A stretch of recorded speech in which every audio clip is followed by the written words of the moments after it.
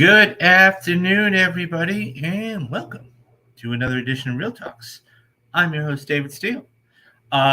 So I thought what we'd do today, and as promised, now I don't have anybody with me, so because of scheduling and of course the big events that's happened over the last 48 hours. So we're just going to do it on today. I'm just going to do it by myself. So there is going to be no usual show today. So that's not to say there's no show. We are just going to be doing something a little bit different. So I promised everybody and I told everybody we would do this. And of course, I am talking about the summer Blockbuster preview show. And there is a lot of stuff to get to. This is one of the most packed summers that I can remember in years. Probably, last time there's a chance to make so much money here from so many different films. And it's just this is one of the biggest summers of all time, or it's going to be, regardless. And the people who win here are us, the fans, because we're getting so much stuff. And I can't wait to bring this to you guys. So here's what we're going to do. So let me say a couple things like disclaimers. Okay. First disclaimer is this. And they're not bad, of course. I don't think a lot of these movies are going to make as much money as everybody thinks. And I've been guilty about this. Okay. We have, just in this picture here, we have 8 films. Okay. We are going to be covering 9 films on today's show. Some of them there, most of them are there. One of them is not. That being said, they're all going to make a lot of money. A lot of money. And so I think opening weekend, they're probably not going to make as much money as they could if they were kind of spread out more. So that is the one disclaimer. So let's just jump right in. So the first film that is actually previewing tomorrow, and some people across the country have seen it, and it's been incredible reception. I have a little article here for it. It's Guardians of the Galaxy 3. This is so before I get into the article, a couple things. Number one, going back to 2012, okay, there was a movie out that was the end of phase 1, and that was the Avengers. And the Avengers was the film that really started it all. And you say, well, it's Iron Man or Thor. You're right. But the culmination films, okay? And to show what kind of business it did. Now, mind you, this was 11 years ago. To show you what kind of business this did, it was the first film ever to make $200 million opening weekend. The Avengers I'm talking about. And $100 million in second. From the success of that, we've had a number of different individualized franchises. Okay, we've had Thor, we've had the Captain America franchise, we've had, and this is one of the greatest films out there. Okay, everybody has their top 5 MCU films. Okay, we all know that. The thing is that this came out in 2014 originally, the very first one. And James Gunn really redefined the MCU. And when you think about what characters were in the MCU, superhero characters, if you will, it was the first time we had a mashup out of space franchise like this. I mean, we had the Avengers, of course, but this was beautifully written. It had comedic elements to it. The soundtrack is second to none, and it's emotional. And it touched on all of the different things that you want in a film, in a superhero film. And I mean, for me, it's right up there. It's one of the top 5 MCU films for me. And so Volume 2 was good, okay, wasn't great. And all the speculation and everything out there is talking about this film. The finale is incredible. And I can't wait to see this. And I can't wait to bring this to you guys, once you guys go see this yourself. And by the way, all these films that I'm going to be talking about and referring to and everything else, I'm going to be doing the spoiler cast for all these films. Okay. So, I'm going to have a busy summer. So, anyways, I want to jump right into this. So, a couple of things. Number one, this is, of course, directed by James Gunn. The budget is rumored to have been right around 150, 180 million dollars, maybe upwards of 200, since the other ones were around that. It's going to be a fantastic ride. So this is the box office preview by the THR. So now that he's the guardian of DC's studios, James Gunn is bidding farewell to his work from rival Marvel with the release of Guardians of the Galaxy 3 in theaters across the globe this weekend. Guardians 3 continues a long tradition of Marvel movies kicking off the summer season at the box office, and I'm going to get into that in a couple minutes. It also unfurled on the heels of CinemaCon, the annual gathering of theater owners and Hollywood studios in Las Vegas. This year's show is decidedly upbeat, despite the threat of a writer's strike, which is going on right now. And the good mood was due in large part of the stunning success of Universal and Illumination's Super Mario Bros., which has joined the $1 billion club. Most recent tracking for the numbers for Guardian shows it in the $120 million range domestically, which is notably less than the $146 million for Guardians Volume 2, but ahead of the $92 million of the first Guardians in 2014. Now, that's not adjusted for inflation. It's unusual for a title in the MCU to open behind the previous installment in a respective series, but not unheard of. Those that have include sequel Black Panther: Wakanda Forever, which was released on the pandemic, still raged on, and of course, Avengers: Age of Ultron. Insiders at Marvel and parent company Disney are keen on Guardians 3 and believe that it will benefit from good word of mouth. As of now, however, the film currently sports the lowest rate on the Rotten Tomatoes critic score of Gunn's 3 movies. It's also the longest, clocking in at 2 hours and 30 minutes. Box office analysts say they wouldn't be surprised if Guardians 3 comes in higher, and that tracking has been complicated by the massive success of Mario, whose voice cast is led by Guardians star Chris Pratt, who has found time to promote both movies. Marvel could use a hit after the disappointing box office of Ant-Man and the Quantumanium and the Wasp, which opened ahead of the 2 previous Ant-Man installments, but topped out at a low $476 million worldwide. In terms of the Guardian franchise, the 2014 earned $333.7 million domestic and $439 million for a global take-home of $773.3 million.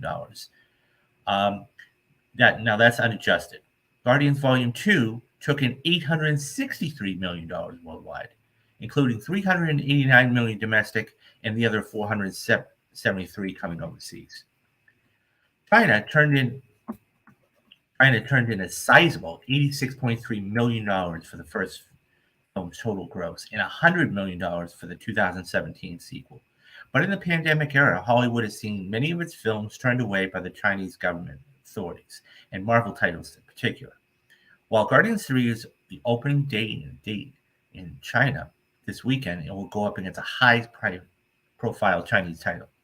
Marvel's insiders praised Gunn for making a proper send-off that tingled both emotion and humor. Guardians 3 reunites the cast writer with Chris Pratt, Zoe Saldana, Dave Bautista, Karen Gillan, Sean Gunn, Bradley Cooper, and Vin Diesel, who's going to be in another film a little later on. Newcomers include Chadwick, as the villain, as a high evolutionary, and Will Poulter, who will play the classic Marvel character Adam Warlock.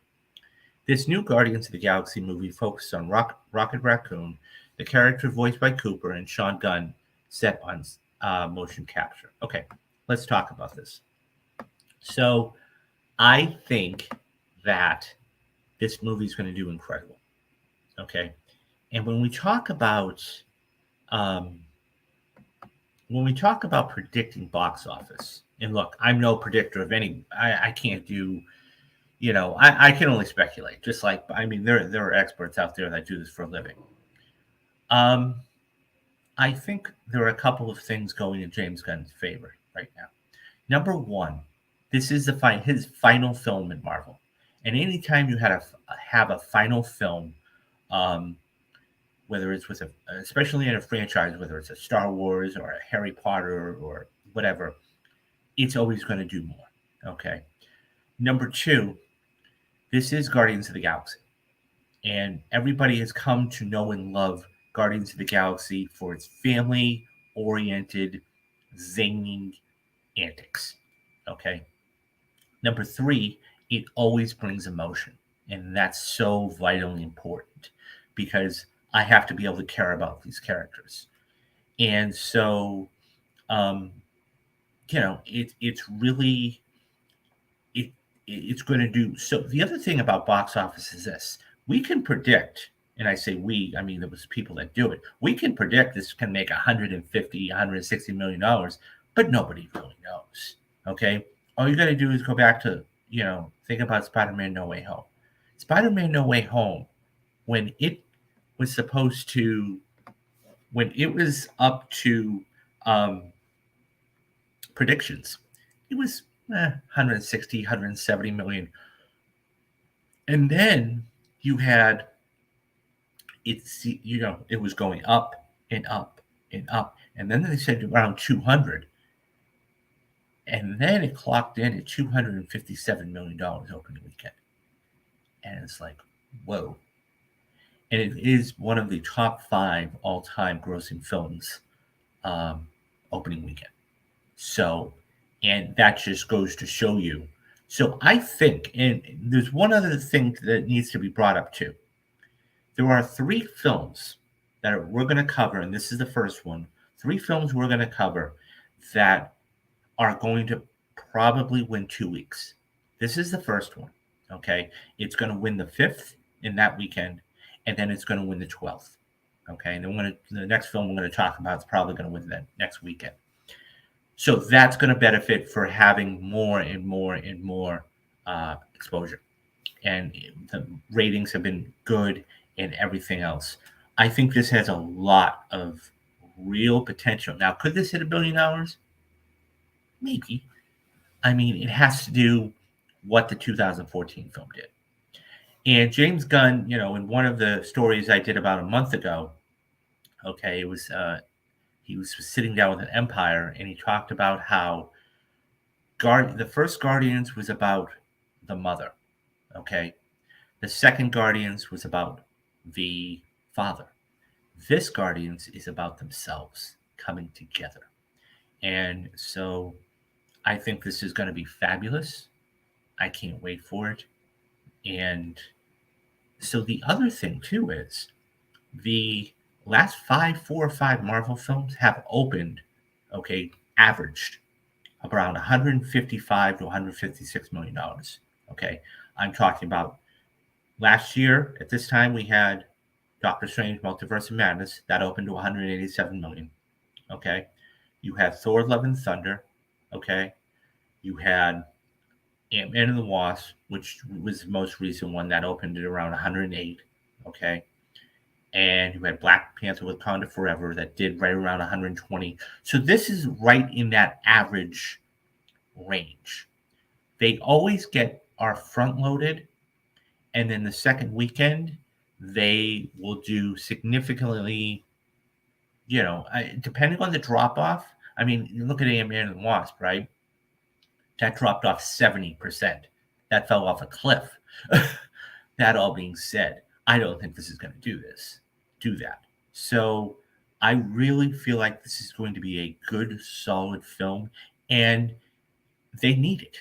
Marvel really needs a win right now. Not to say the other ones were bad, but they were average. And when you're used to great and then you get average, you're let down. So I think that this is going to be a fantastic movie.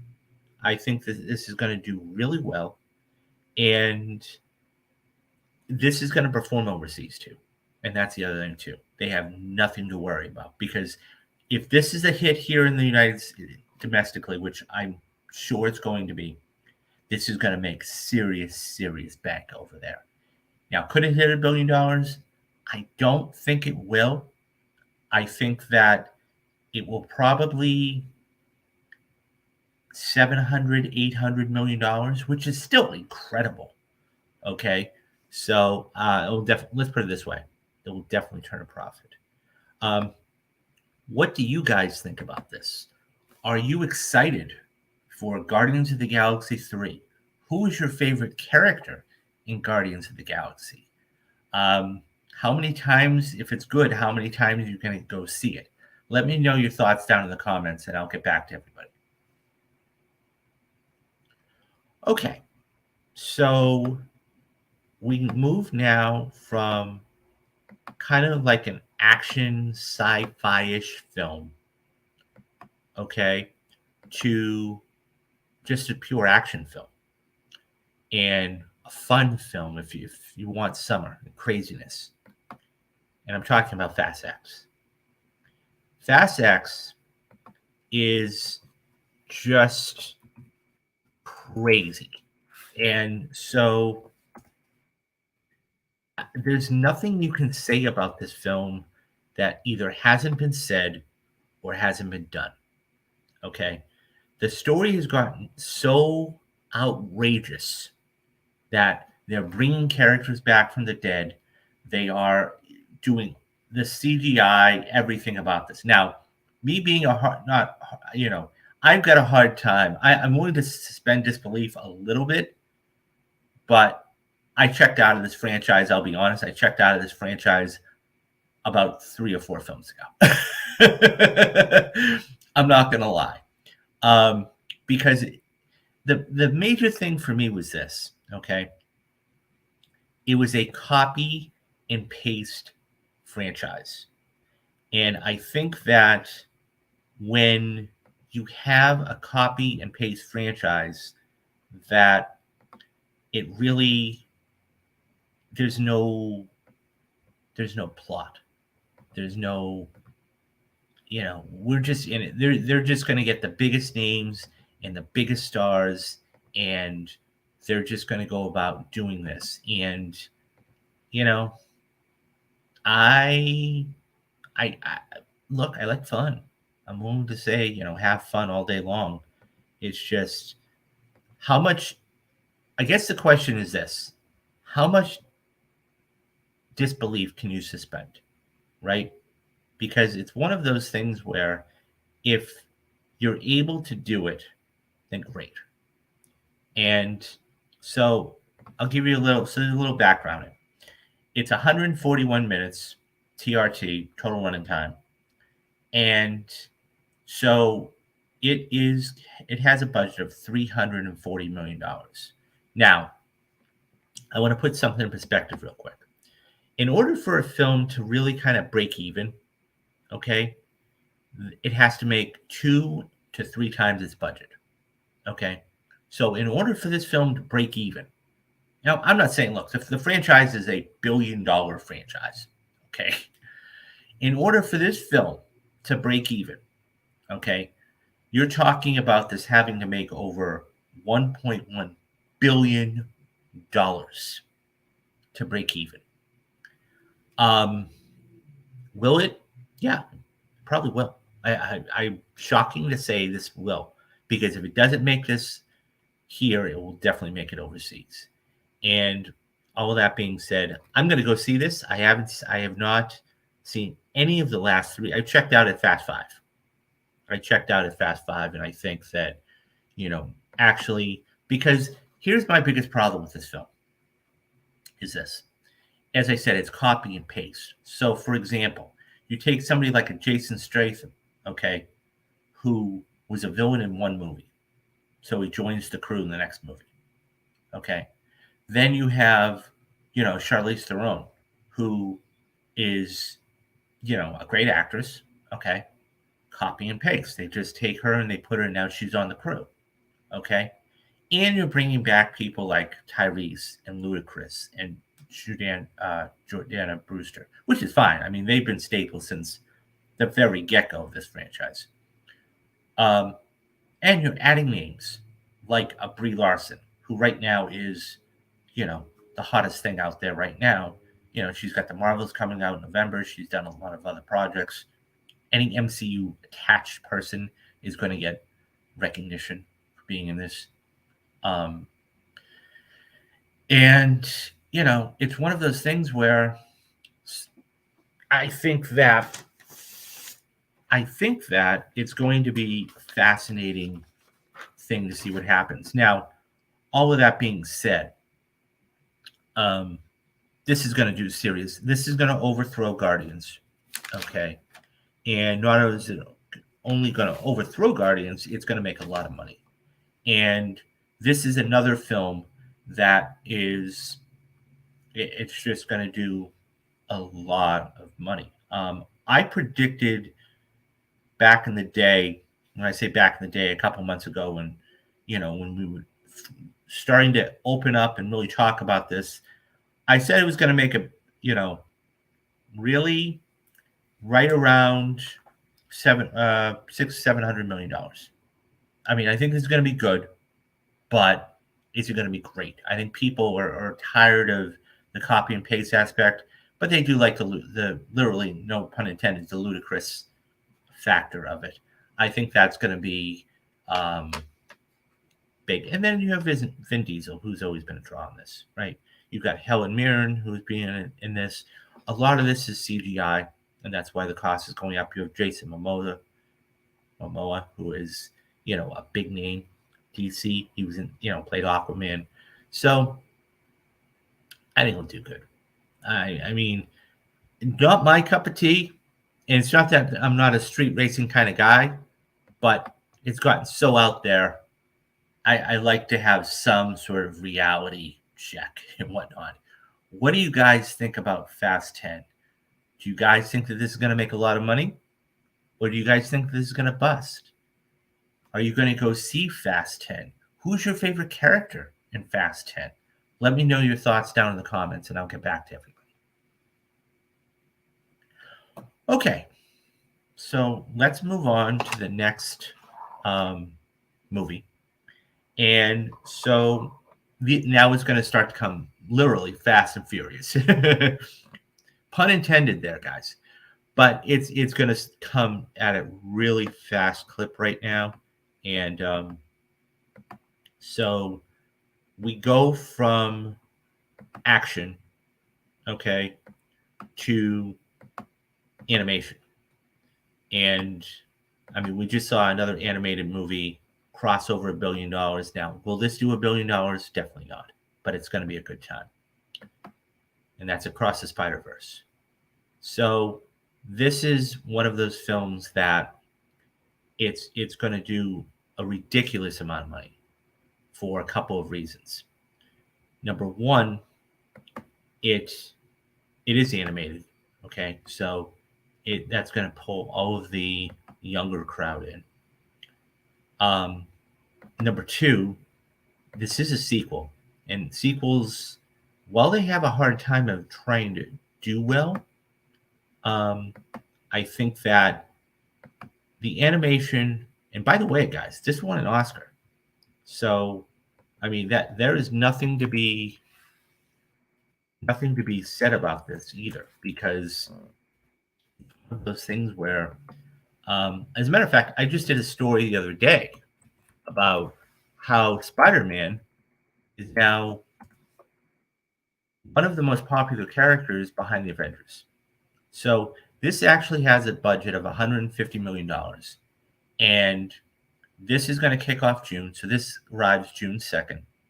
And I think it's going to do a lot. Now, truth be told, I have to see the first one. So I'm going to sit down, and before I go to see this, I'm going to sit down and watch the first one. And everybody says this is one of the top 3 or 4 Spider-Man movies. So I can't wait for this. We have, this is more a coming of age story, but it's also, you know, the animation's there, and you have another character in Miles Morales, and you have, this is going to be a fun movie. I have no doubt in my mind, and I think that when you're able to incorporate all of the different Spider-Mans, right? Like you have the adult Spider-Man, okay?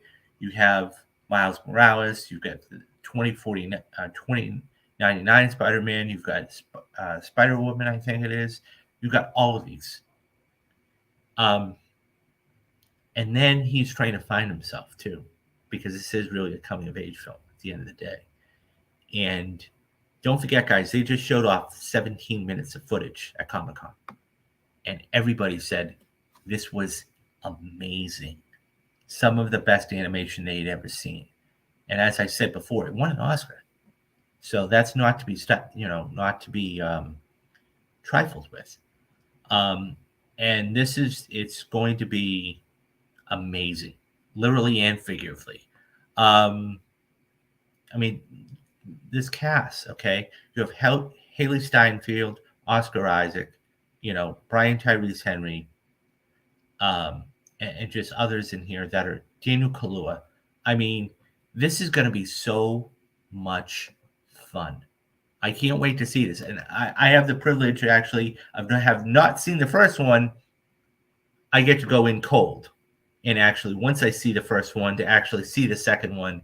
And I think it's going to be a blast. And so there is another one coming out next year. And if this is as good as advertised, which I suspect it's going to be, people are going to be chomping at the bit for this. And don't forget, too, guys, there's something else to be said here. And they didn't coincide with it, of course, but we have a video game coming out. It's a Spider-Man 2 video game, which has been highly anticipated, especially for me. Okay. I mean, the first one won the Game of the Year. Okay. And was some of the best Insomniac games haven't they hit it out of the park. So I'm really curious to see what Spider-Man 2 is going to be. We're probably going to get that right around the fall too. So Spider-Man has been in on everybody's mind for a long time. So I think this is going to be so much fun. And then you're going to see a different side of it too. So this one's going to kick off June, and just buckle in because June's going to be a lot of fun. But what do you guys think about this film? Do you think that this is going to do well? Have you seen the first film? If so, who were some of your favorite characters in it? Let me know your thoughts down in the comments, and I'll get back to everybody. Okay, so we move from Spider-Man to another major IP. And this is one that I think, I don't want to say I'm done with, but I checked out a long time ago, but I'm willing to give it another try. And that's Transformers. Transformers is a franchise, and I've said this before, that when it first came out, it was revolutionary. Michael Bay did a hell of a job. Of course, you had Steven Spielberg as in the EP, so that helped. But moreover than that, nobody had ever seen anything like it. And then it started to get a little stale. Okay? Now, I have seen some. I've seen Dark Side of the Moon. I don't think I've fully seen Age of Existence or Extinction. And I know I haven't seen The Last Night. So I haven't seen Bumblebee either. Okay. So I'm really curious to see what this is going to do, but I think it's going to do very well. Once again, this is an IP that, we have somebody behind, a new director behind the camera here, in Stephen Capel Jr. And I think that it's going to be fresh. and I think it's going to be big.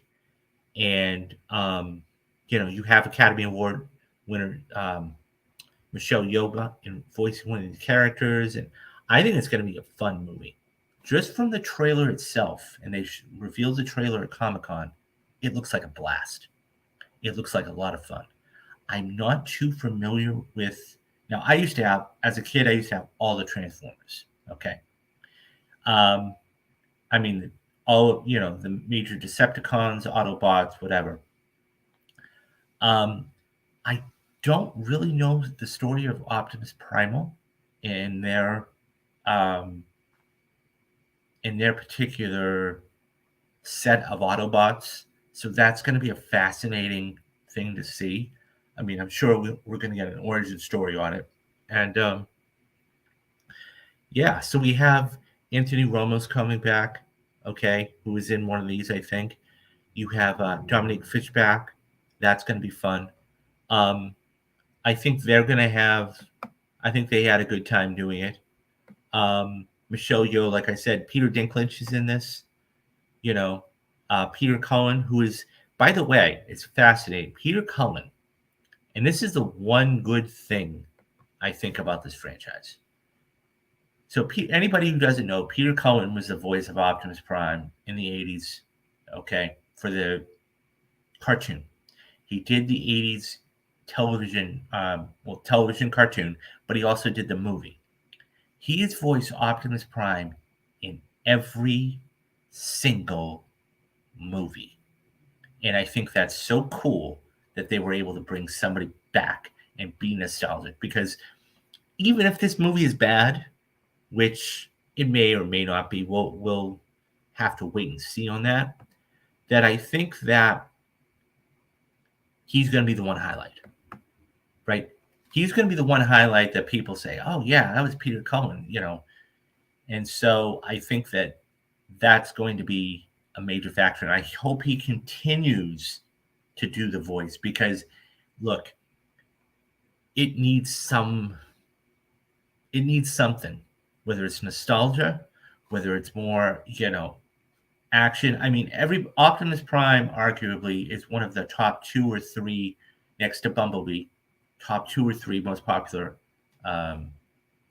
Autobots or Transformers in particular. I mean, you look at any poster. I mean, even take a look at this picture here. He's front and center. Like, he is the leader of the Autobots. So I think that that's going to be an interesting thing. And I'll be honest, I'm willing to give this another shot. I'm willing to give this another shot to see if it's good. And as far as money is concerned, it's going to do what it's going to do. All these movies, you got to understand, guys, all these movies are going to make a lot of money regardless. Okay? And if one film falters, that means that week, that other film is just going to make more money, because it's going to get bad word of mouth or bad press, and it's just not going to do well. So, money aside, I'm excited for this movie, and I think that it's going to be a good, fun, action-packed time at the theater. Anyways, guys, what do you think? What do you think about Transformers: Rise of the Beast? Have you seen all of the other Transformers before? If so, which of the movies was your favorite? Who is your favorite Transformer? Who is your favorite Autobot? Who is your favorite Decepticon? Let me know your thoughts down in the comments, and I'll get back to everybody. Okay, so we're moving right along here. I think that it's one of those things that now we're going to really start. This is probably so coming up.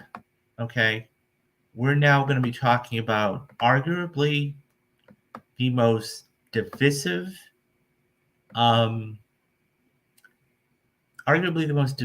film of the summer. And this film has been on ice for 2 years. And regardless, and the expectation for this film, when people talk about their most the expectations or the most anticipated films of the year, or the summer, and they say, well, which ones are you, really interested in? Um, this one is always in the number one, always. And I'm talking about The Flash. This film, I got a lot to say, or some stuff to say about this. So, number one, this is going to be a very interesting film. Now, you've had a lot of publicity about this film, okay? A lot. And because of the star, Ezra Miller, and what they have done. Now, if you don't go to see this film, that's your choice, okay? That being said, I think that the big thing is this, okay? On the surface, because you got to remember, during the pandemic, this was really done during the pandemic, and this was supposed to be released last year, and it wasn't. I think that on the surface, it looks good, okay? I think, you know, um, I'll be honest, I'm not that big of a DC fan. I think that, or, know that much about The Flash. I haven't watched a television series, all that. That being said, I do know that this is supposed to be done from Flashpoint. Okay. I think that this is going to be, DC is trying to capture some of that nostalgia, right? And of course, bringing back Michael Keaton and everything else. And I think that's something that they're hoping that really propels this film. This movie's going to make money. Don't get me wrong. This movie's going to make a lot of money. Even if it doesn't do it over here in the United States, it's going to make it overseas. I don't know. They have James Gunn, after, of course, he's done with the press for Guardians 3, he's going to be focusing on the DCU. There's a lot of questions to be asked here. Okay. Number one, if this movie is successful, and you say, well, what's successful? If this makes a lot of money, if this turns a profit, okay? If this is successful, what do you do with Ezra Miller? Okay? Because don't forget, okay, he is part of that whole Snyder verse, and for the most part, it's all been disbanded. Whether it's Ben Affleck or whether it's, Gal Gadot, even though there's a possibility she might be in other films, okay, as different roles. Jason Momoa, whatever, okay. Henry Cavill, that was a whole disaster in itself. What do you do with Ezra Miller? Because if this film is a profitable venture for them, do you keep him or do you recast him? That's door number one. Option, that's the first thing. Issue number one. Issue number two, okay, we have a brand new Supergirl, okay, in Sasha Calle, okay. Now, do you keep her if she's good, or do you put somebody else in? That's another thing, okay. So that's the second thing. Number three, what do you do about Batman? Because Batman, okay, this iteration of Batman, okay, Michael Keaton, and we see Ben Affleck, okay, I'm sure they're going to want a handsome fortune to be in any sort of films moving forward, okay? Now, they say that, when I say they, I mean DC and Warner Brothers has also said this is supposed to be like a reset, okay? And if that's the case, then, but how far do you go with this Batman? How far do you go with, everything else? It's going to be, is there going to be a post-credit scene?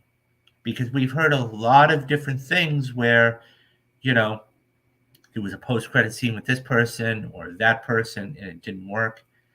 So what do you do?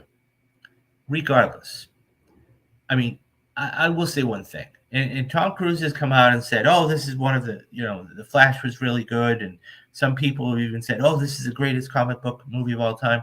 I'm not going to go that far. The trailer looks good. Okay, the action looks good. It has some comedic elements to it. Do I think this is going to be the greatest superhero movie of all time? No. I think the hype is just, but I think once the hype is done, so this, going back to what I was saying before at the top of the show, this is the second of the two films that is going to win 2 weeks. Okay. The first one was Guardians of the Galaxy, and this is going to be the second one. This is going to win the 16th, and it's going to win the 23rd. Okay. Now, I can't see this not doing that, and I can't see it not making a lot of money in those 2 weeks, depending on what the opening weekend is going to do. Okay. Let's say it makes $150 million. And by the way, I have no inside knowledge of that. Okay.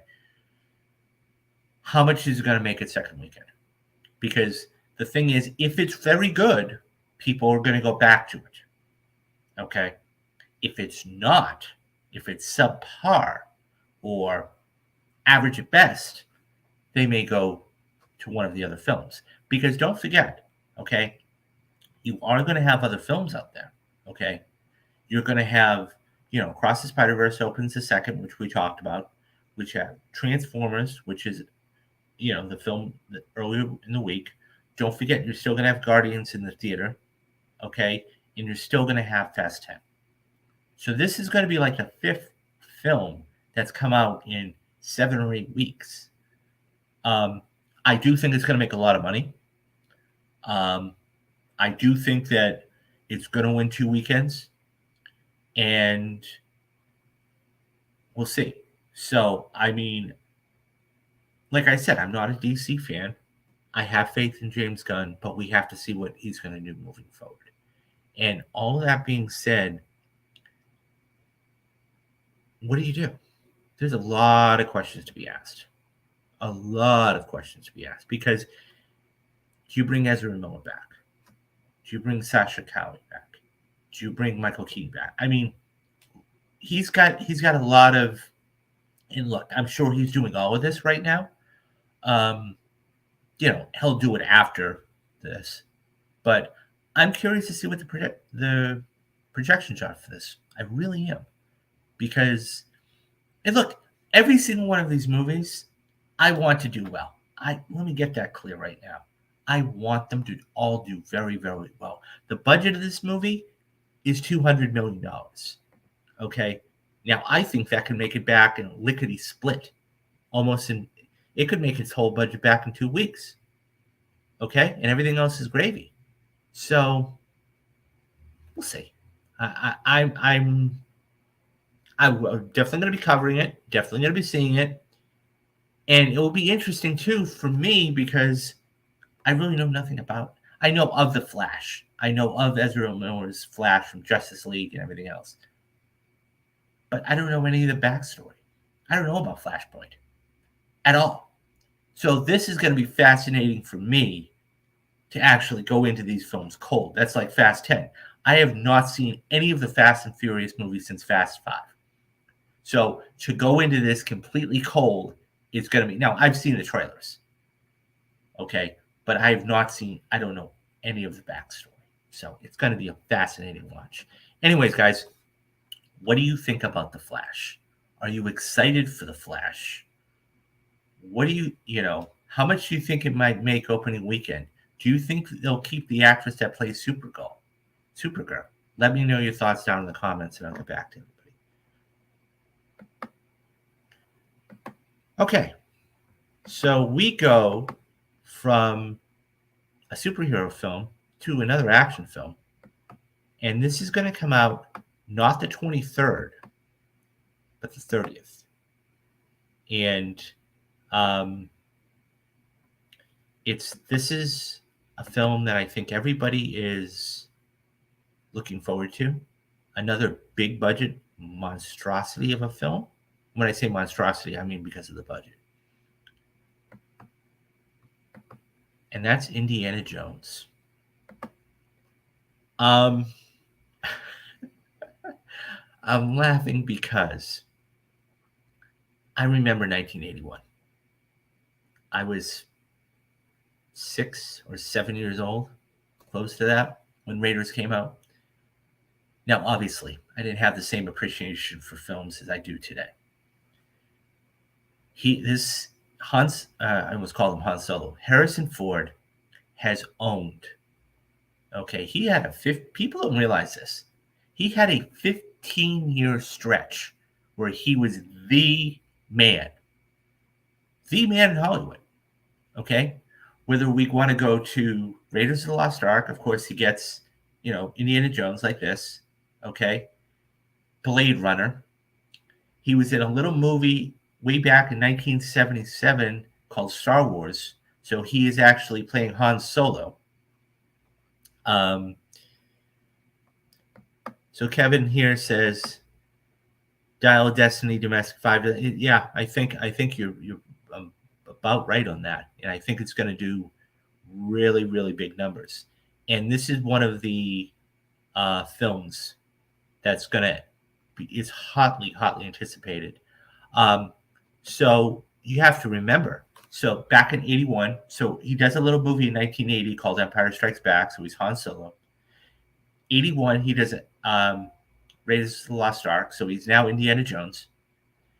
He does Blade Runner. Okay. Of course, he reprises his role in 1983 in Return of the Jedi. And by the way, guys, I'll put the link up there at the top of the page. I just did a 40th anniversary about Return of the Jedi, which I think you guys are going to thoroughly enjoy. Go check that out. Okay. During the mid 80s, he's, still doing, he does Temple of Doom in 84. Okay. Then, okay, we go and we fast forward to 80, 88, 89, where he does Last Crusade. Okay. Then, then you think about the 90s. Okay. He does a little film in the mid to early 90s, okay, called Air Force One, where he plays the President of the United States. Get Off My Plane with Gary Oldman. Okay. Then you have, all of these, then he does dramatic films like Witness back in 1988. Regarding Henry, this man has been around the block. Okay. He has never lost his luster. But this is one of the top 1 or 2 most iconic individual characters in franchise history. Not only franchise history, but all in cinema. So this is the trailer when it got released. I liked it. Now, I got to be honest. I hate the subtitle. Okay, or the thing. Dial of Destiny for me just doesn't do it. Now, that it sounds catchy. I get it, but it's just not for me. All of that being said, okay, it's because you got to remember there was another bust of a film, okay, back in the 90s, okay, called Kingdom of the Crystal Skull, and it was a bust. Okay, that was the one with Shia LaBeouf. I never saw it. I mean, that to me is like the one that just doesn't exist. Okay,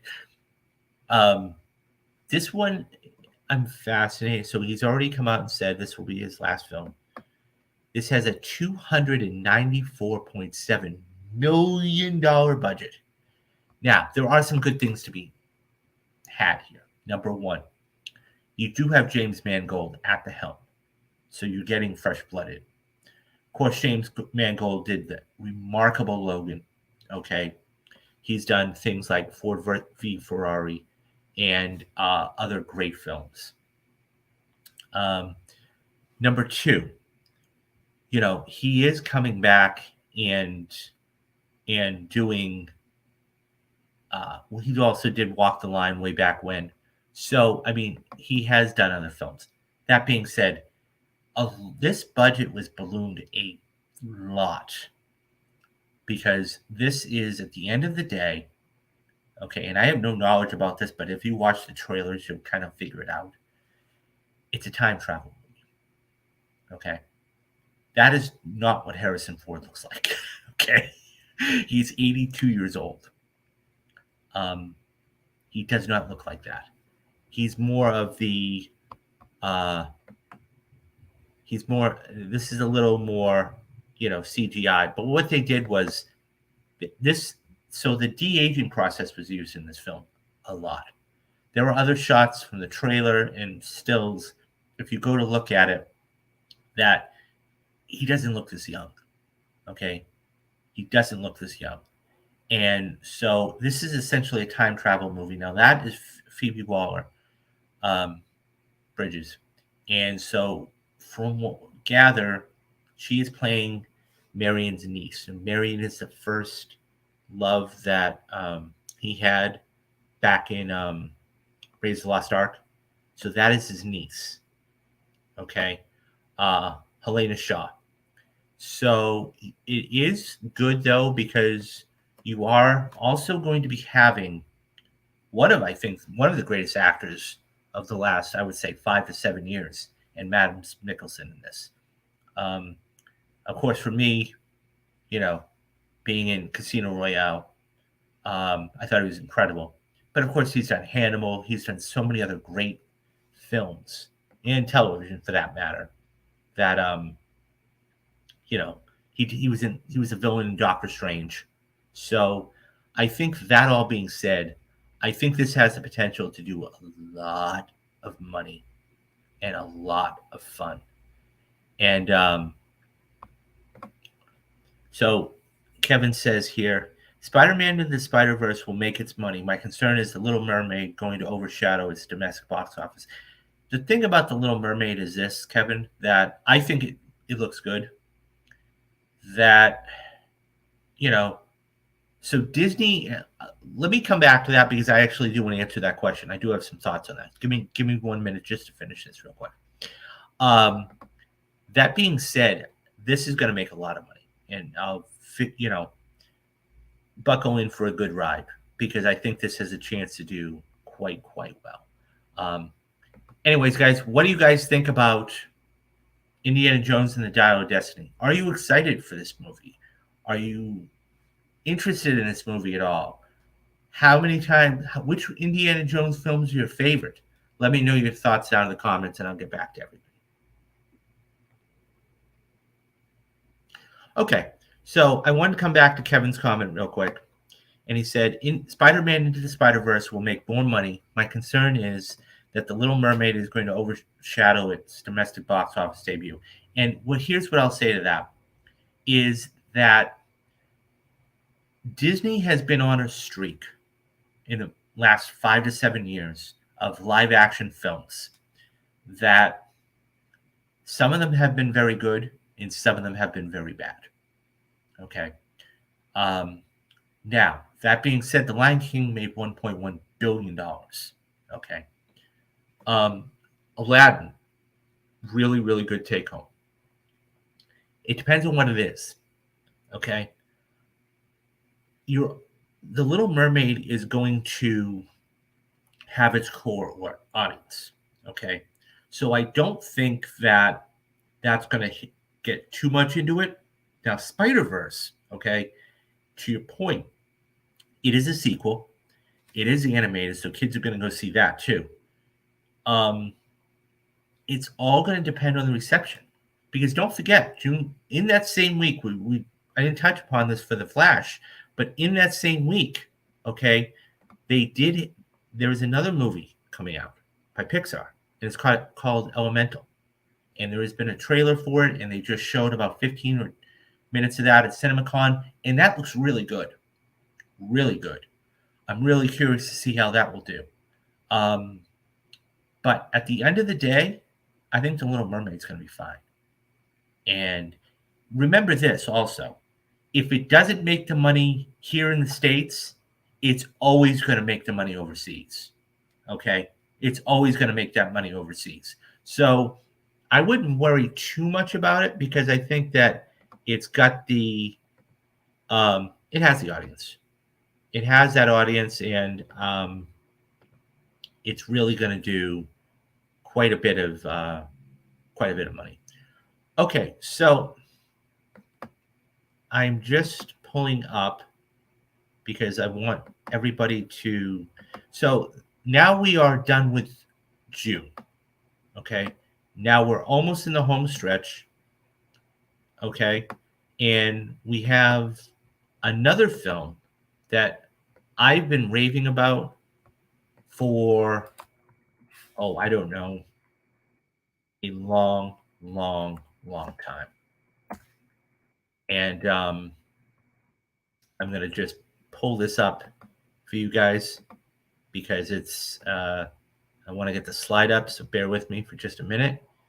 But this is the film I think that at the end of the day, um, it's going to, I think this is the one that's going to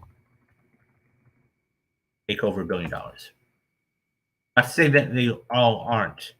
I'm just saying that this is um, this is just an amazing movie, and we need to take um, we need to take. I guess we really need. I'm just going to bring the film up, so I don't want to do this right now, but I'm talking about Mission Impossible. Mission Impossible: Dead Reckoning Part 1, and there are not enough superlatives in any book to talk about exactly what this franchise has meant to not only cinema, but just in general. Um, I think that when you have a franchise like this, and this is the one I wanted, I can't wait for this movie. I think this is going to be $1 billion with its eyes closed for a number of different reasons. Okay. Number one, this is so this I have to be absolutely honest. This is my number one most anticipated um, movie of the year. Not only of the year, but um, of the summer. And that being said, I think that Tom Cruise, for the past 25 years plus, has just made this an event, right?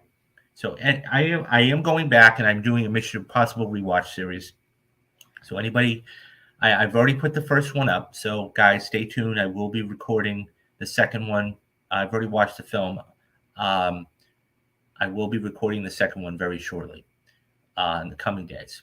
That all being said, Tom Cruise doesn't cut any corners. Okay. He has so much goodwill with Hollywood. Okay. That being said, you take a look at, I mean, he struck a nerve. He knew what to do with Top Gun Maverick, which made $1.49 billion. It's one of the top 10 highest grossing domestic films of all time. Because it's all practical. And because you did it practical, people appreciate that. And then when you talk about spectacle, and this man has done everything from hanging off the side of planes to, climb the tallest buildings in the world to everything. And he's an adrenaline junkie. And that's just who Tom Cruise is. Now, you couple that with the story that he's put together. Okay. This will be, I think, his fourth film he's done with Christopher McQuarrie. Okay. So this is the last installment of this film. Now, mind you, this is part one. Okay. Part two will be coming out next year. right around the same time. There's not. I mean, so there's so many different facts. For example, Tom Cruise and Vin Rames are the only two franchise people to be in every single movie. Okay, Simon Pegg starred. I think he started in Ghost Protocol, but he's been now a staple. If you go back and you watch the I always refer people to this. Okay, go back and watch the 9 minute. I'll try and put the link in the description. Go back and watch the 9 minute behind the scenes footage and what he did for that one shot. It's remarkable. That all being said, so it's interesting because in what I said about when they were going to debut this footage, I hate to gloat, but I was right. Okay, because you hadn't heard a peep. Okay, the thing is that at that time, okay, you had the Super Bowl back in February. They didn't debut any footage. They didn't debut a trailer. Now, it was $5 to $6 million. Okay, fine. That's nothing for Paramount, okay, because they had the eyes. They didn't do it. Now, I understood that because they had The Flash, they had Guardians, they had Transformers, they had a lot of other different films to go up against, okay? Then you move to March. You moved to March, okay? Then they had the Oscars. And the Oscars, you would think, okay, this is the place. This is the biggest, brightest. The lights are on at all times. This is the biggest time to do it. And they didn't do it. And you go, what? Why wouldn't you have put it in the Oscars? And I said, here's what they're going to do, guys. They are going to try and they're going to wait, okay, until CinemaCon. And they're either going to show a lot of it or they are going to show the whole thing. And what ended up happening? The night that Paramount had its presentation, which, by the way, guys, you can go back and watch that Mission Impossible rewatch. I'll put the link right up there in the top corner for you guys. That's the very first one. I'll be going through all of the franchise as we get closer and closer to I believe it's the 14th of July. The 12th, excuse me. As a matter of fact, it was the 14th, and then they moved it up to the 12th. So now it's coming out on the Wednesday. Okay, so my point is this. So they ended up showing 20 minutes worth of footage and a brand new trailer that has not been released to the public. Because, see, Cruise realized something. If you hold on to something and hold on to something and hold on to something, what does it do? It creates demand. People are dying and itching to see this kind of thing. What do they have up their sleeve next? Because it's one of those things where you say, what are they going to do next? How are they going to do it? So, yeah. So they realize that. This is a poster, and I did a story on this a couple months ago, the night after the Oscars debuted, and nobody talked about it. And the reason being, because they were talking about the Oscars. Here is the poster. Now, this is the jump that I was referring to with the 9 minutes from Paramount, okay? That's an incredible poster. Actually, so I follow somebody on Twitter who's from the rap. I've read his stories here on the show before. Jeremy Fauser actually messaged me and said, hey, Dave, because we were hosting a space right the day after. It was the night of the Oscars after the ceremony. And I said, I'm surprised they didn't do it. And so he agreed with me. And the next day, I'm looking at my Twitter DMs and I see this. Paramount dropped a brand new picture or a poster for the film. And so somebody had tweeted me, oh, I guess Tom must have listened to you, right? But that's it. That's the last piece of footage or promotional material we have for this film. That's it. The only other thing is that 9 minutes behind the scenes that is there.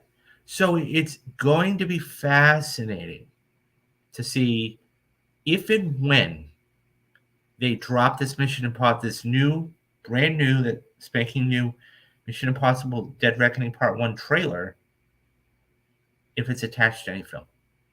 I think, if I'm going to be honest here, I think what Paramount is going to do is they are going to attach it to Fast 10 because it will be a month before the trailer.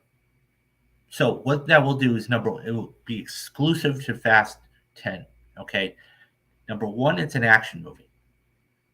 Number two, it's a male driven film. Okay. It's an action film. Okay.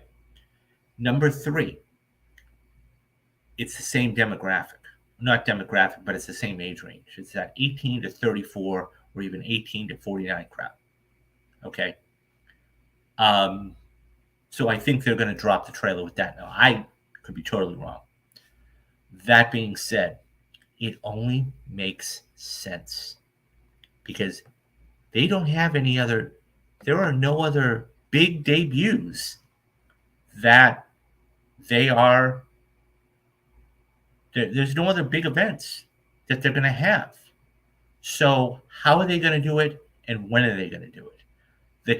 The key is going to be not drop. I mean, hell, for all I know, and I have no inside knowledge about this, they could attach it to Guardians, and that would be huge. You know. That being said, this is going to do huge. This is going to be one of the fastest films, I think, to cross $1 billion. I think a lot of these films I've talked about up to this point are going to get very, very close to $1 billion. Like Guardian's going to make right around 800. Indiana Jones could get right around that 700 to 800 million range. I think without a doubt, because of all of the things I just talked about, I think this is going to be $1 billion film for Tom Cruise, because they realize that this is going to be his last hurrah, if you will, as Ethan Hunt. And, the last thing I'll say is this. We as film fans, okay, and film aficionados and critics and everything else, do not appreciate Tom Cruise for who he is. This man has brought us primetime cinema in movies for the past 45 years. Okay? Going all the way back to 1980, okay, with Taps. Even though that wasn't his big, breakout. Of course, you had 83 with Risky Business. And then, of course, in 1986, that's when he became that superstardom, Tom Cruise, in Top Gun. I will say this. There is a little movie out there that was also done in 1986. That was done by Martin Scorsese, called The Color of Money. I love The Color of Money. Okay? It's Tom Cruise, it's Paul Newman, and it's about Cruise being essentially a pool hustler. And so Newman, of course, is supposed to be, plays the same character that was in The Hustler with Jackie Gleason all those years ago, just, many years later. But this is, I can't even begin to describe my excitement for this film. That's hands down, without a doubt, this is my number one most anticipated movie of the summer. And I think it's going to do $1 billion really, really fast. Anyways, guys, what do you think about Mission Impossible Dead Reckoning Part 1? Are you excited for this film? Which of the Mission Impossibles do you like the most? Who's your favorite character in all of the Mission Impossible films? Let me know your thoughts down in the comments, and I'll get back to everybody.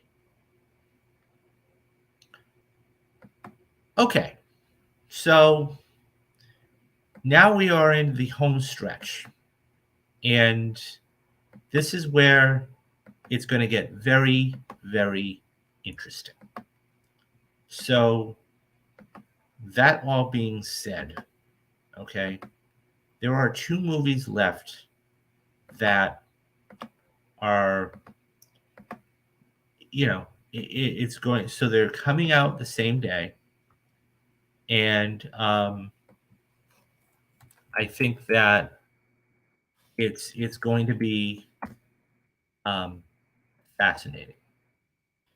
And let me just bring up the last slide here for you guys, and we are done. Okay, so here's the thing: we have 2 movies coming out the week after it. Okay, and I'm going to start with the one that I think is. I'll just start with this one here. So, and that's Barbie. Now, I got to be honest. Okay, I have really wondered about this film. So we've had a little teaser. Okay, that was the 2001 shot, and then we had that first trailer come out, and I kind of have an idea what this is about. I don't know. I'm guessing. So I want to preface it by saying this: any anything I say about this film is purely speculation. I have no inside knowledge about this. Okay. That being said, I think that I'm worried about this film. I'm just gonna flat out be honest about it. I'm looking at this from a business point of view. Okay, I'm not looking at this from a film fans point of view, which I can, but I'm looking at this from a business point of view. Let me break it down for you guys. Number one, we don't know what this movie's about. Now, anything I say of what I think it's about is pure speculation. So I think what will happen, okay? Let me reiterate that. I think what will happen is Ken and Barbie are going to get transported to the real world in somehow, some way, some fashion. Okay? They're living in their Barbie towns and in the dream house and whatever else. And what will end up happening is they will get transported to the real world through some calamity. Okay. That being said, they are going to they will fall in love. Okay. I mean, they will fall in love and they will have to together figure out how to get back to the places they were. Will Ferrell is going to be playing what we believe is the villain. So he is the Mattel CEO, according to IMDb.com. So he's playing the Mattel CEO. So I think what is going to happen is that they're going to fall in love. They're going to have to get back to the world that they want to be in, and that's it. So they're going to go through many struggles. They're going to meet many different people and everything else, and that's going to be the movie. Now, I don't know. Nobody knows.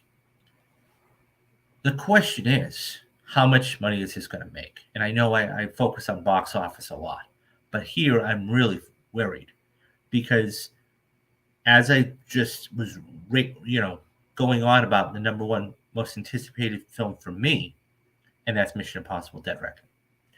Now, this has a budget of, I believe it's $100 million. It's $100 million. Okay. Now, I think that's going to make it back lickety split, no doubt. But it has a lot of adversity going against it. Okay. I'm going to be absolutely honest. Okay. The first thing it has going against it is It's not about opening weekend. Okay, anybody who does this for a living could tell you it's not about opening weekend. It's about the second weekend. Okay, and that being said, that I think that Mission Impossible is going to have a huge second weekend. Okay, that I should say Mission Impossible is that third film that I was talking about at the top of the show, where I think is going to win 2 weeks. Okay, it's going to win the weekend of the 14th, and then I think it's going to win this weekend. Now, that being said, there's another movie which I'll get to in a couple minutes, also coming out that same weekend. This is going to appeal to all the female demographic from 18 to 49.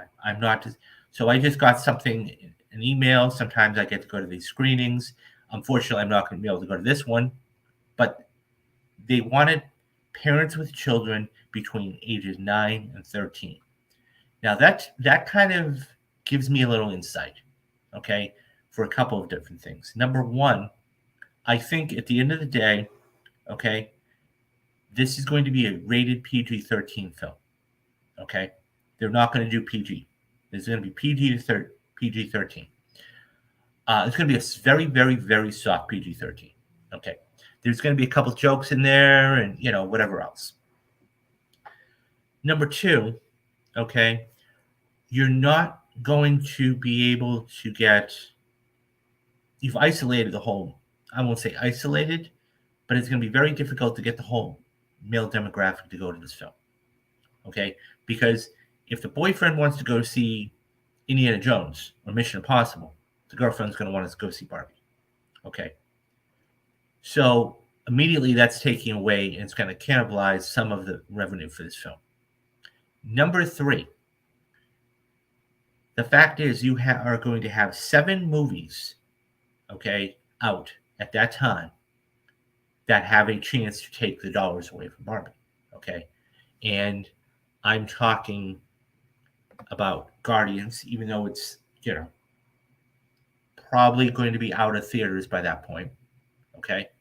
Fast 10. Okay. All the films we've covered. Across the Spider-Verse, Transformers, The Flash, and Indiana Jones. So you're going to have 6 other films. Oh, and Mission Impossible. So you're going to have 7 other films here, okay, that are going to be ahead of this. I don't know what it's going to be able to do. Now, it's obviously going to make its budget back. We all know that. How well is it going to do? Nobody knows. Now, I have always said, and I have always been a big proponent of having this film move to August. And there's nothing in August we're going to cover, but there are a couple films coming out. One of them is that Teenage Mutant Ninja Turtle movie, okay, that I think is going to be going to Netflix very soon after, okay? But you have Blue Beetle coming out the 18th, okay? You could legitimately have it the same weekend, if not the weekend of the 11th, and have it make money, okay? Because if you put it the 11th, what ends up happening is you're going to win the box office for that weekend, and Blue Beetle, it's a DC property, and depending on how The Flash does, I've always said it might dictate how Blue Beetle does. Okay. Even if you move it to the end of August, it's still going to make money. Now, you have the Equalizer 3 coming out the 1st of September.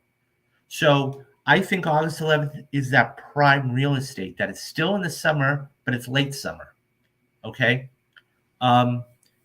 This is a very risky roll of the dice. I got to be honest. And I'm not saying the movie's going to be bad. I'm hoping it's good. I really do. I just wonder, because here's the thing. If people don't show up for this film, they're going to say, oh, well, there was no, they wanted to go see Oppenheimer, or they wanted to go see some of the, and that's the other film I'm going to be covering in a minute, but all these other films and nothing for Barbie. And if they do show up, then, and if they do show up, fantastic. I'm not disputing that. I'm just saying that, so I'll be honest. I'm not going to sugarcoat it. I'm worried about Barbie. I am. And like I said, it's not because I don't want to see this do well. I just think that there's a lot of adversity going against this film. So, anyways, guys, what do you think about this Barbie movie? Are you excited for it? Is it one of your top 5 most anticipated films of the year? What do you think about the cast? We've got Ryan Gosling in it. We've got Will Ferrell. We've got Margot Robbie. Who are you looking forward to in seeing this? Are you going to bring your nieces to go see this? Let me know your thoughts down in the comments, and I'll get back to everybody. Okay, so this is the final film that we are going to be covering today on the Blockbuster preview show. Now, that all being said, okay, we are going to be doing, there are a lot of other movies coming out, okay, some of them which I didn't cover here, and I want everybody to know that, like Elemental and The Little Mermaid, there are other films coming out, okay, so these aren't the only 9 films, okay, and I'll talk about that a little later. But so this is actually coming out the same day. Okay. And that is Oppenheimer. And this is Christopher Nolan's, I won't say biopic, but this is going to be a very, very interesting movie. It's going to be a very long film. Okay. So this clocks in at 3 hours. Okay. Or right around 3 hours. This is $100 million budget. So anybody who's not familiar with it, with this name, okay, it's about stories of an American scientist, J. Robert Oppenheimer, and his role in the development of the atomic bomb.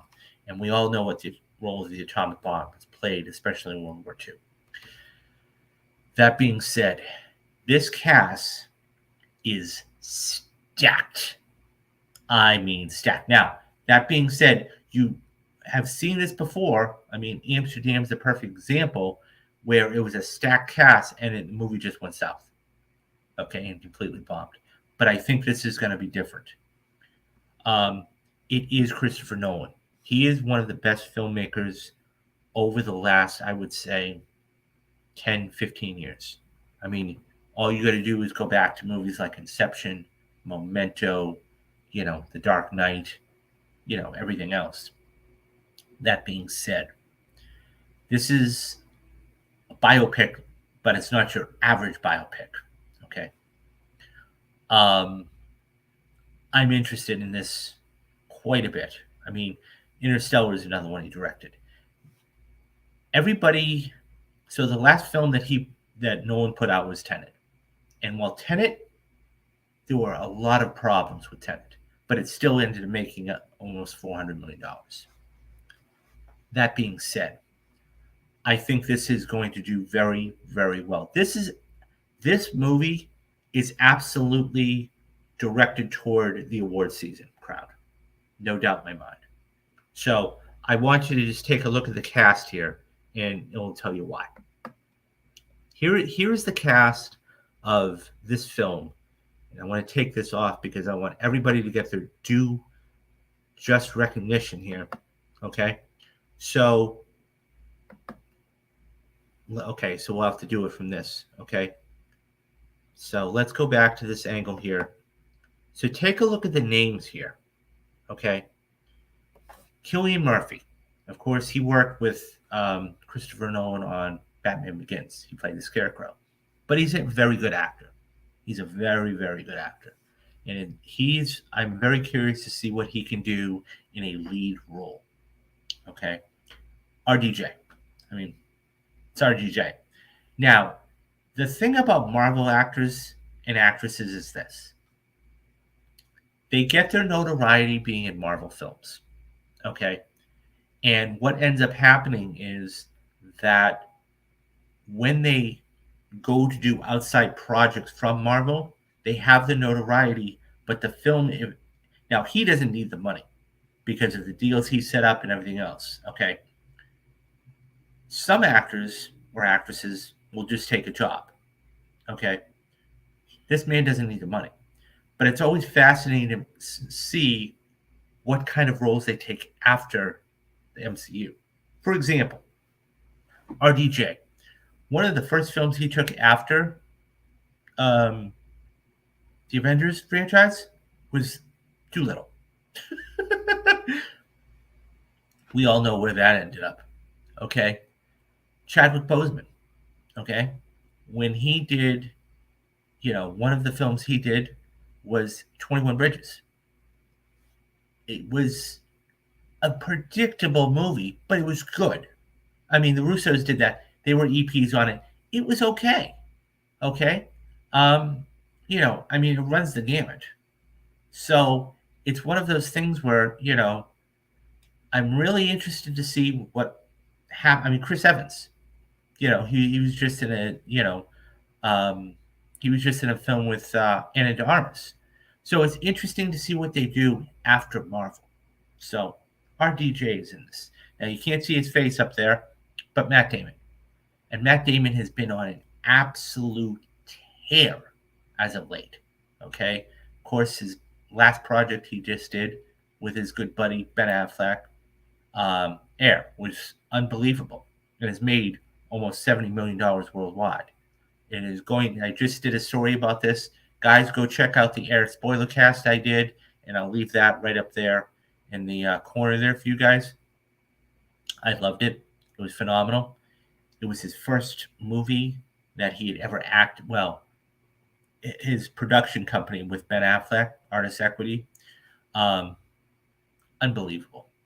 All the way around, that movie was just so good, and I loved it so much. So yeah, go check that out. So Matt Damon is just um, he's a phenomenal actor. I mean, I could list the movies he's been. Ocean's 11. I mean, for me personally, it's Rounders, but you've got, you know, The Martian. I mean, he was in Interstellar for a little bit. Just incredible films. Okay. Kenneth Branagh. Kenneth Branagh is a very solid actor and director. Of course, he just had Belfast a couple of years ago. Um, it got a lot of critical acclaim. Um, you know, the one movie I didn't care that he directed was Jack Ryan's Shadow Recruit, but because he starred as the villain and he was directing it, I think the script was weak. There was a lot of problems with it. So I will give him a pass on that, but he's a solid actor all the way around. Emily Blunt. What can you say about her? Fantastic actress. Okay. Edge of Tomorrow. Just all of these other films that she's been in that has just been top notch. Um, the Devil Wears Prada. Of course, she was in the Adjustment Bureau with Matt Damon. So I mean, you have that. I mean, it's just another solid actress. Florence Pugh, an up and coming actress, and she's going to be in the new sequel. And I'm going to get to it in a couple minutes right after we're going to wrap it up. And she's phenomenal. Of course, she was in Black Widow. Unbelievable actress. Unbelievable actress. She's got a fantastic career ahead of her. So it's one of those things where I can't wait for her to see her in that. Okay, Raleigh Bollock. So I think here's the thing about Raleigh Bollock. Okay, won the Academy Award for Bohemian Rhapsody. Okay, he was in that. He was in that series for USA called Mr. Robot, which I still have to sit down and watch. Gets the role of Bohemian Rhapsody, wins the Academy Award for Best Actor. he then gets No Time to Die. And I didn't care for it. I didn't care for the film. I didn't care for him being the villain. There was a lot of holes. I didn't believe the whole third act of the film. That being said, I'm sure he's a great actor. But it seems to me he just got picked right. It seems to me he got the Bond film, okay, in that role because he won the Academy Award. Yeah, on the surface, I'm sure that's not true. That Academy Award has made a name for him, and now he's being, he's in a Christopher Nolan film. Whatever role he plays, it will be interesting to see. Josh Hartnett. Here's an actor who has been off the radar for many, many years, and he's done, his thing. And I think it will be very interesting to see what kind of roles he gets. The Faculty, 30 Days a Night. So it's going to be interesting to see what he gets and what kind of a role he has. I think it's going to be more of a supporting role. Dane DeHaan. Now, this may be an unfamiliar name to some. But if you go back to the Amazing Spider-Man movies, okay, the first one, he was Harry Osborn. So, but he's done some other decent things. And I think that that's going to be, once again, I think he's going to have that supporting role. He was in Chronicle in 2012, and so I think that that's going to be this is going to be an interesting role for him. Benny Saffoe. Once again, I know I got to be honest. I don't know quite too much about him. So, yeah, he was in Uncut Gems. So I think that would be his biggest role to date. Did I just see that?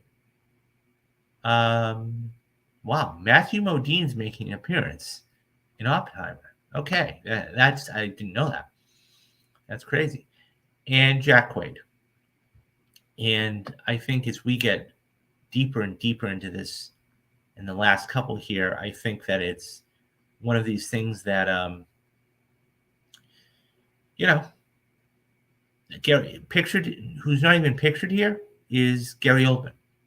So, of course, he's won the Academy Award for The Darkest Night back in 2008. But, yeah, this cast is stacked. Absolutely stacked. So I don't know. I hope that this does well. And everybody has a bad day at the office. I'm willing to let Tenet slide. I didn't see it, but everybody is supposed to have a bad day at the office. When it comes right down to it, Tenet will be one of those films that it's at the lower tier of whatever it is when they're doing rankings for Christopher Nolan. Anyways, guys, what do you think about Oppenheimer? Are you excited for Oppenheimer? Do you know who the man is prior to the film? What do you think about the cast of Oppenheimer? Let me know your thoughts down in the comments, and I'm going to get back to everybody. Okay, so that's it. So those are the 9, in order, those are the 9 films that I'm going to be covering over the next couple of months for you guys.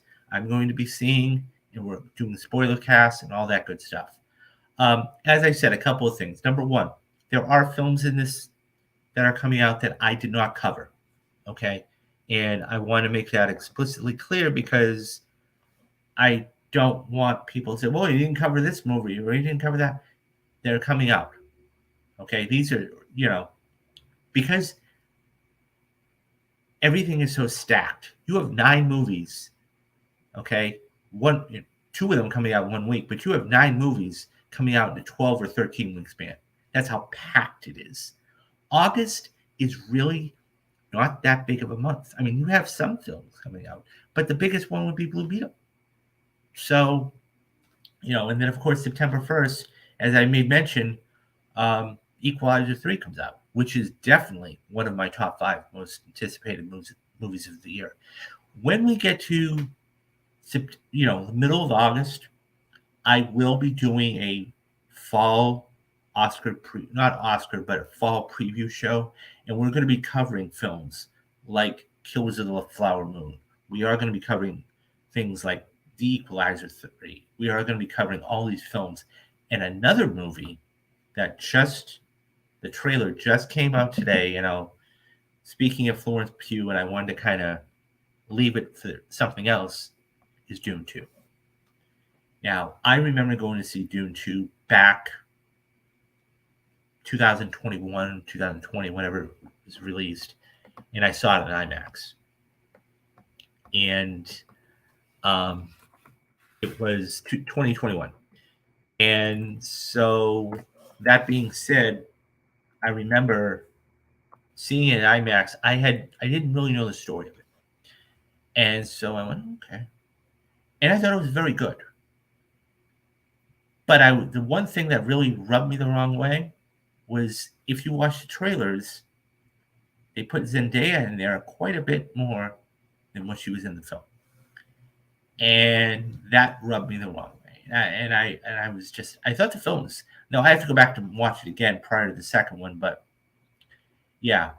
So the trailer for the second one dropped today. Oh my goodness. It is one of the most visual, mind you, when we talk about directors having good streaks, I mean, we think of Scorsese and Spielberg, but you take a look at Denis Villeneuve. Okay, he's done films like Sicario, okay, Blade Runner 2049, Dune, okay. I mean, I'll even, Incendiaries, okay. I mean, all you got to do, Arrival, okay. Prisoners. So, I mean, he has had one hell of a winning streak going on. This looks, it's going to win visual. I'll be shocked if it doesn't win some sort of visual effects by the end of when Oscar season rolls around. This is absolutely an Oscar season film. So just I want to just read this cast off because this is just amazing.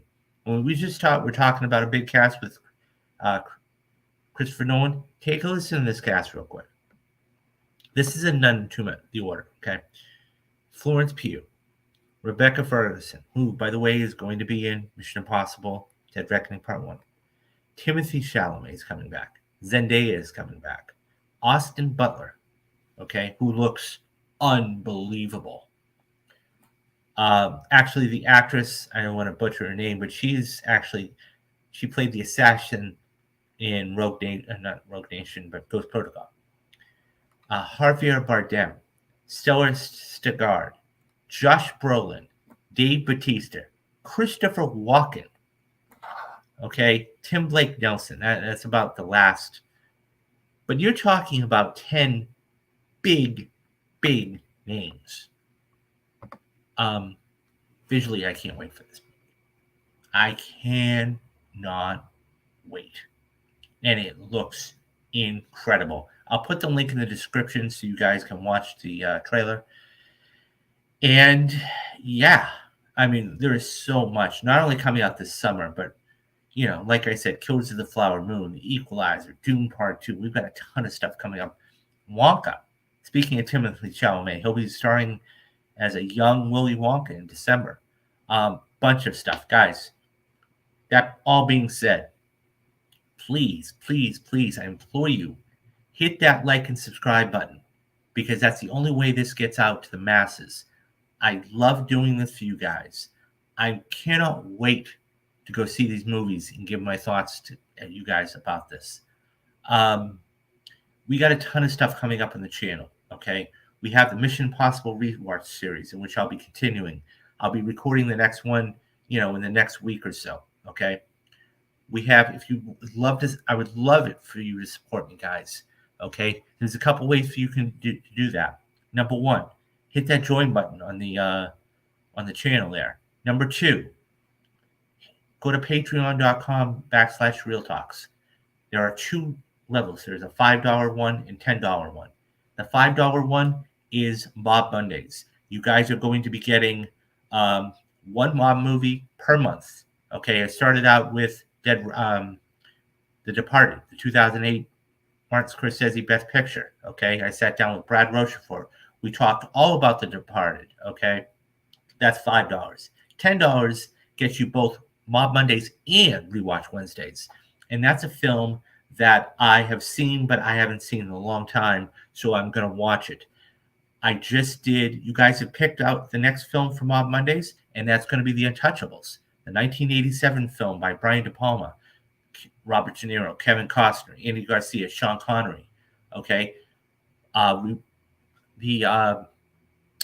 Wednesdays, it's going to be Training Day, the 2001 fantastic Antoine Fuqua movie, Denzel winning the Oscar, of course, Ethan Hawke, and several other fantastic cast members in that.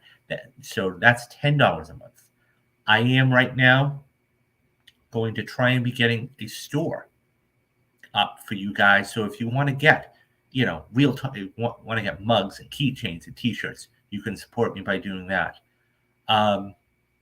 Yeah, and guys, so as we wrap up here, summer box office hit studio rankings. Number 1 is Disney. Number 2 is Warner Brothers. Number 3 is Universal. Number 4 is Sony Pictures. And number 5 is Paramount. Yeah. So, I mean, it will be interesting. Every single one of the studios is going to make a lot of money, Kevin. A lot of money. So, and the fact is, I would even throw Pixar in there with Elemental. I really would. I think, Warner Brothers, of course, has Flash. Paramount, of course, has Mission Impossible. So, I mean, they're all going to make a ton of money. But, yeah, so you can support me with the Patreon. You can hit the join button there. I am trying to get a store up. Guys, all of this stuff is free. All of this. These spoiler casts, the show, everything else. So, you can't get this much content anywhere else for free. So come support me, and that would be fantastic. Okay, guys, so that's it for today. Tomorrow, I think I'm going to try and do the show early if I feel well. If not, I'll just go see Guardians. And then you'll definitely be getting a show on Friday. So let's do this. We're going to call it no show tomorrow. Okay, I'm going to go see Guardians. Then we'll do a show on Friday. We'll be back on Friday. And then on Saturday, guys, come back here. I'll figure out a time. We'll do it, probably 2 o'clock Pacific Standard Time, 5 o'clock Eastern. We're going to be doing a spoiler cast for Guardians of the Galaxy 3.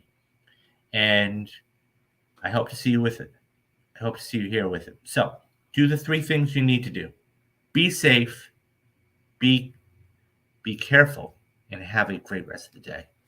I'm David Steele, and you have been watching Real Talks. Bye-bye, guys.